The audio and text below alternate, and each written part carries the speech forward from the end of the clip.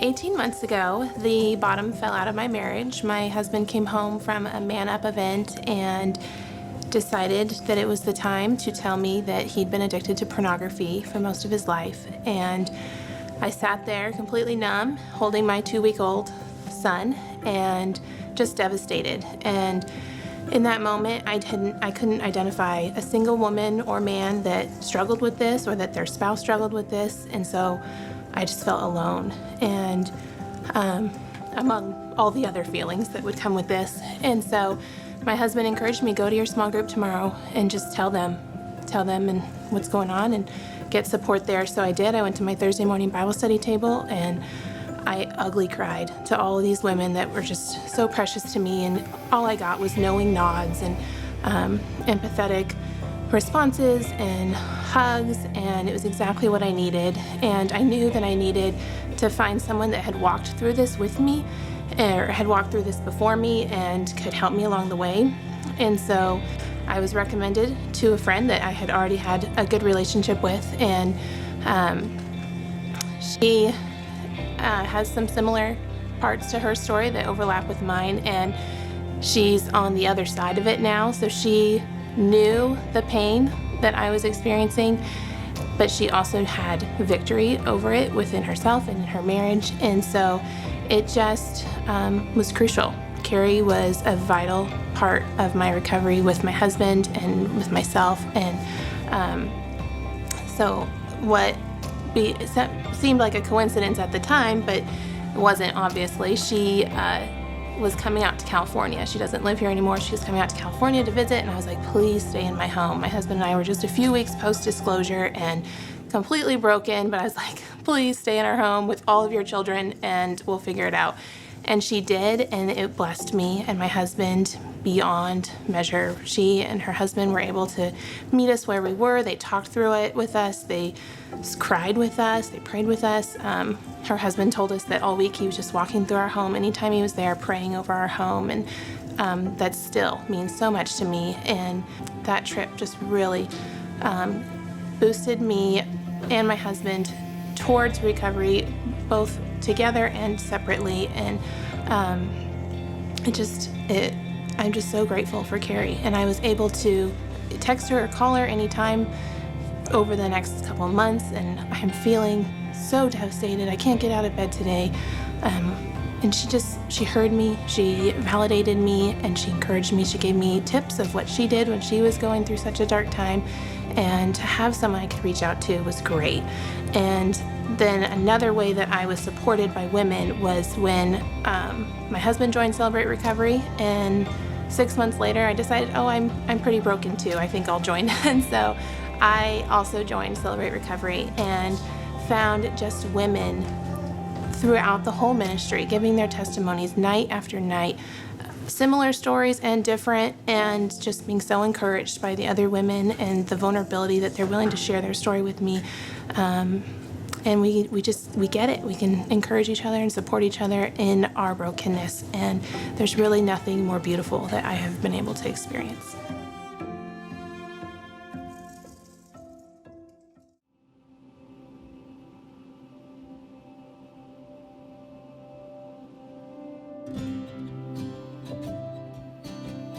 One of the lady is Susie Ojeda, and she's from Saddleback, Buenos Aires, and she's one of our primary contacts down there that really helps us when we bring the teams into Buenos Aires. She'll do translating, she helps with communicating, with transportation, she feeds us dinners, whatever we need, she is there to help us with that coordinating, and it's a big job. I wanted to focus on a lady that's like me, ordinary person that's not on staff, that she works full-time. She's got 2 young boys. She teaches as a elementary school teacher English, and she serves. She right now is serving in the children's ministry, so she gets up and dresses and does crazy things, but she's loving on those little kids to know about Christ and how to pray.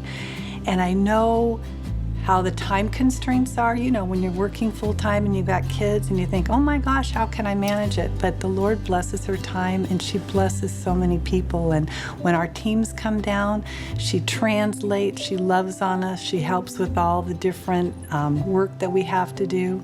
So Susie, not only working with the Saddleback campus and the people in the church, she also goes out to the streets and works with the homeless. They have a huge reach out to the homeless in the area.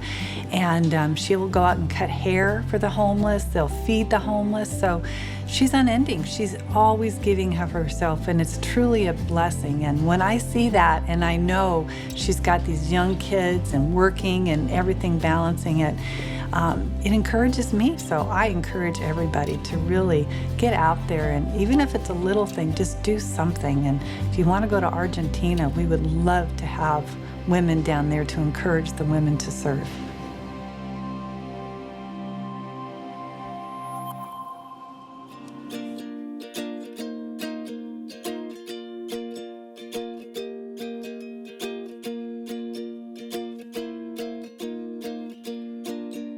When I personally think of a woman that embodies love, I think of my life group leader, Erin Timberman. And she just captures this verse for me: we love because he first loved.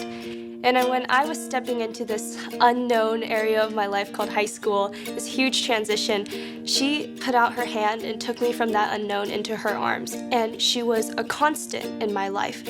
She dedicated herself to showing up every Tuesday night for me and my group of girls.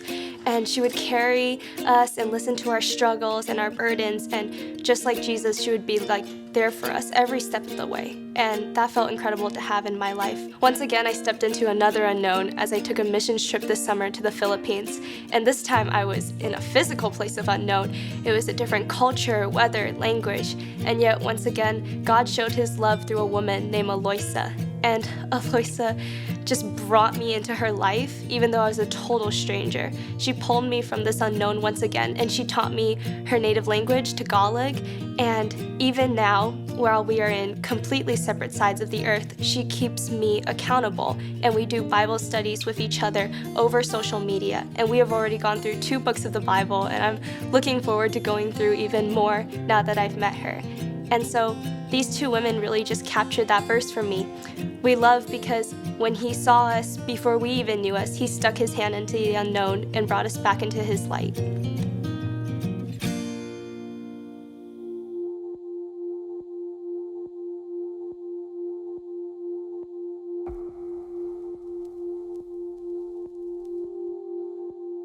I'm going to start from the beginning and kind of just tell you about this woman who radically changed my life. Me and my husband got married 10 years ago, and about 5 years into our marriage, we had this miracle child that we named Bravery. And we had no idea that following those 5 years, we would struggle with infertility, that we would struggle with hopelessness, feeling of isolation, lost, no answers to questions that we had. And for women who have struggled with infertility or miscarriage, it's a really lonely place. And I think that loneliness pushed us into a place where we had to get real with our Savior. And in that time is when he called us to the season of adoption. And I'm so glad he did, because I can't imagine my life without it now. And so this time last year, we started the adoption process. We were clueless about the adoption process. We didn't know legalities. And during the time that we were praying, the Lord just came down on us and told us, you're gonna just put love at the forefront of every step that you make through this adoption journey, and I'm gonna show up in ways that you could have never imagined. I'll never forget, it was middle of January, and we get this email about this specific young woman. And I remember reading through her story, and I instantly felt like I knew her. And I can't explain it any other way than I felt like she was already a part of our family, that she was a part of this bigger story than we ever thought, this 10 years of infertility, that she would come into our lives and radically change it. And just a few short days later, we heard that she wanted to talk to us. And I've never been so nervous in my entire life than that. And more than 3 minutes into that phone conversation, it just felt, it reconfirmed that feeling that she was gonna be a part of our family. And the next day, we were at the airport, and we get this text from her, and she just says, "You're it, I choose you."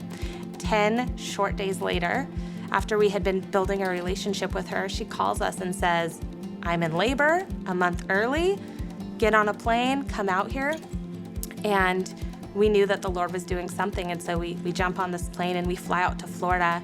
And I remember walking into that hospital room and seeing her and wrapping my arms around her and never feeling those deep, deep connections with anybody in my life the moment I wrapped my arms around this young woman. And it was the last day at the hospital, and it's customary that a lawyer, after papers are signed, brings you and hands you your new child. And she wanted to be the one that did it. And I'll never forget the moment that she walked in and she handed us her son. And when she handed us her son, it was symbolic of her passing all the memories and all the milestones and all the motherhood to me. And I'll never, ever be able to tell her what that unconditional love did. And that one action was the most selfless, loving, brave, and courageous thing I've ever experienced on this broken earth. And the beautiful thing about that is we continue to have a relationship to this day. And here I was thinking we were going to change somebody's life forever, and it was the complete opposite. She changed ours. And so there will never be words that I could ever say to tell her how much I love her. And now this is the love that we get to share with a woman that forever has changed me. I never knew that my brokenness and her brokenness would be healed through such a unique type of love and a relationship that I will never take for granted. And so if you're in this place and maybe somebody looks like it's a hard place to show love or accept love, do it. I promise you, you won't regret it.